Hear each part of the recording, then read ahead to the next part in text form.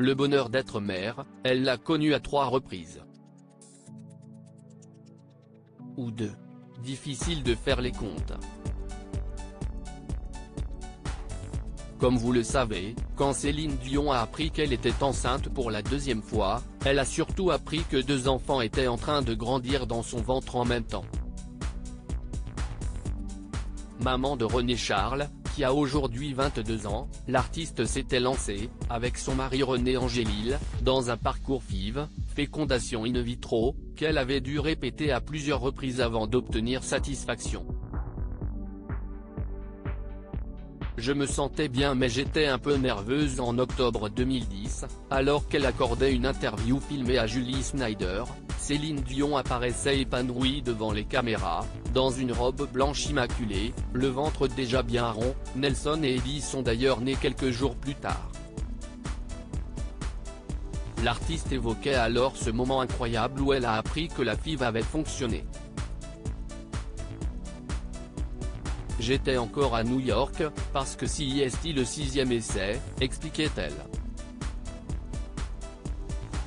On devait passer le test justement pour savoir si ça avait fonctionné ou non.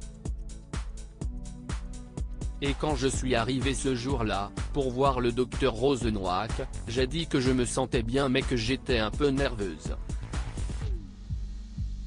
Joli coup du sort. Céline Dion a très vite retrouvé son souffle puisque le spécialiste lui a assuré qu'elle irait mieux dans 2 minutes. René est parti pleurer, se souvient-elle. Ceux qui m'attendaient à l'hôtel pour connaître la réponse trouvaient que c'était long, mais moi j'arrivais pas à leur téléphoner pour leur dire que j'étais enceinte. Fallait que je fasse ça en personne. Il faut croire que la vie lui jouait, alors, un drôle de tour. En 1999, soit 11 ans avant que celle qui a dû se mettre en pause pour raison de santé ne tombe enceinte de Nelson et Eddy, Céline Dion évoquait déjà son envie folle de devenir maman. Et d'avoir des jumeaux. Un gars et une fille. Le package, toute l'affaire en même temps, assurait-elle.